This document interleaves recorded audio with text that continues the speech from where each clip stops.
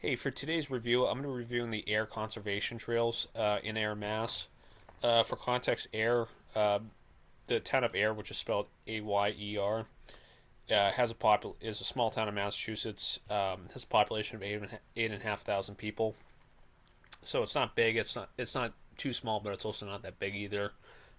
It's not very rich either. A lot of Massachusetts towns are known for being particularly rich. It's not a particularly rich area. However, Fort Devens is there, and it's just north of Shirley and in just north of Worcester County. Um, it has it does have a lot of backwoods. They have a couple campgrounds there. If you ever want to go there with your family. Now, interestingly enough, that book that I had in my last video, the 50 places to hike in Massachusetts, um, that's not recorded down there. In fact, this was a hard spot. I only heard about it because the security guard at my work talked about it, because his buddy did security for the campground there, and I it wasn't even in the Gazette here. So as you can see, I did a rough sketch of where it was, and that's just an estimate. There are electrical lines that do run through it, and the trail runs underneath there too. Obviously, there's after a certain point, there's signs saying that you go past this point. I think some of it is privately owned, because there's one half of the woods you can walk through, and the other half of the woods you can't walk through because there's private area signs with saying it has cameras. I think that's actually no. Fort Devens is over here to the south. Yeah, no. Fort Devens is right next to Shirley. But yeah, um, if you're traveling on 110, it's not that far off from 110. So you'd have to.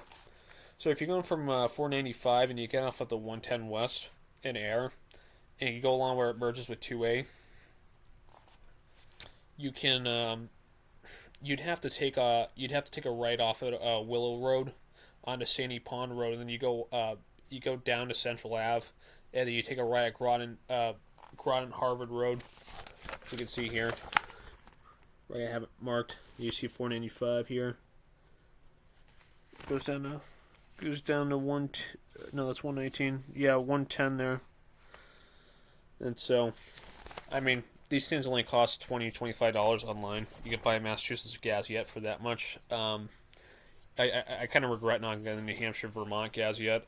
These things are really useful. If you ever if there's ever like some kind of emergency and your car breaks down, and God forbid there's a national emergency, you have a map book of your state, and you can just follow the routes along the map book. But yeah, that's really useful to have if you have a major emergency like that. But yeah, as for the forest itself, my buddy and I went together, and we had a hike through the snow because on Saturday it was 50 degrees here, but it was still a foot and a half of snow in some areas. So we got a nice workout in, and we were able to, but we were still able to cover about 2.5 miles despite the snow, and to do 2.5 miles to and from, because there are hills even underneath the electrical lines. There are incline and declines. So doing 2.5 miles without snow usually takes about 40, 45, 50 minutes.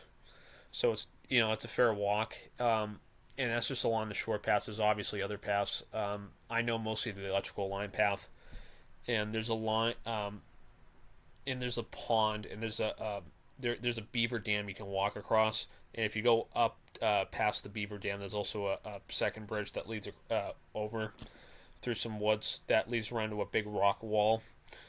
And then there's a solar pan. If you that leads up to another path that still leads along the electrical lines, and there's a solar panel farm to the left of it. These damn farms. And there's another section of woods that isn't private property. You can get through there. But I remember last time prior to Saturday we went. Last time my buddy and I went was 2 years ago. It was also wintertime, but a few years back the snow wasn't as bad, and we almost got to the end of it. We were able to see houses. So it's not big. It's not small, but it's not big either. So it's like you can do the whole place in probably a couple hours. I remember one time I did get lost. It was coming away from the electrical line area, I got lost because I wasn't fully familiar with the I wasn't fully familiar with the trails. And I remember I went off to a random trail I wasn't familiar with because I went to so I've been in this place 4 times, and 2 of them with my friend, 2 of them by myself. And I went off and I ended up like in some random spot. I forget what street it was. I think it was yeah, I think I ended up somewhere by Wright Road. And so I had to walk back to where my where the parking space was, and that took about an hour and a half. So I was about 2 miles away from my car. No, it was 4 miles away from my car. Yeah, hour and a half. So I was 4 miles away, and it was by some gun club. So it's good to know where you are. Which, speaking of that, when my buddy and when we were out hiking, we almost got lost. Unfortunately, because of the snow, we were able to trace our tracks back. Because remember, there's signs throughout the forest. Obviously, most forests, small trails like that have signs. But the problem is the town of Ayer hasn't kept up with it. So they had a map sign, and the map just fall off. So I mean, considering we had our harsh winter, I kind of don't blame them. No. As for the town of Ayer itself, there's several spots that are really good for fishing. Here in Massey, unfortunately, you do need a license to fish. Um, Not too far from Ayer, and between Ayer and sandwich between Ayer and Shirley, there's the Oxford. What is it? Yeah, the Oxbow National Wildlife Refuge. That place is slightly larger. I haven't visited that yet, but I'll probably do a if I do, I'll probably do a video on it. Um, yeah, it's funny. Once you get out 30 miles outside of Boston, 30, 50 miles outside of like any major city, things just quiet down a bit. So I've been to Townsend. I've been to. I haven't been in Dunstable Brook. I've been in Neshoba Valley. So in the Neshoba Valley ski area, they have hiking trails around there. Um, you know, Townsend, Willowbrook. I haven't been yet. Um, oh yeah, and Ayer isn't too far from Fitchburg. It's you go along, you go back down south on Route, not 110. Yeah, 110 where it merges where 111. If you go back down on if you go down on Route 110 where it merges to 111 south, you get back to Route 2, and Route 2 brings you right over to Leominster and Fitchburg, and then 190 comes off of it. Lancaster, Fort Devens military base. Fort Devens is huge. Oh yeah, there's that campground. Oh yeah, there's a hospital not too far from it. So I think it's an elderly care center though. Um, what do I? How would I rate this hike? I give it like a. It's small. It's not big, but it's not small either. It's medium hike takes you. The main trails probably take you a little less than 2 hours overall. Um, it's like low to moderate difficulty. So I'll give it like a 6 out of 10. It doesn't suck, but it's not good either. It's just average. I've been there before, so maybe I'm just used to it. Uh, if you live in Boston, right, you can take was it 95 on the yeah, take 95 on the Route 3 on the 495, and from 495 there you go over to 110 as I explained before.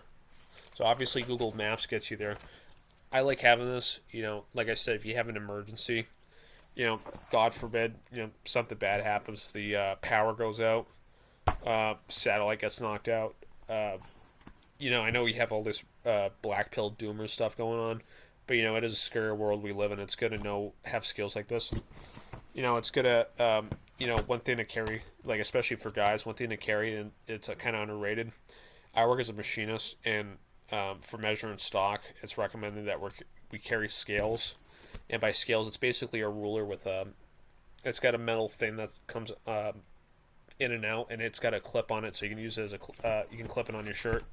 But it's got to have a scale, so at all times, like as a guy, measure stuff and you use it on one of these map books. Like I said, you can pick one of these things up for like 20-25 bucks. I think I was looking at the Texas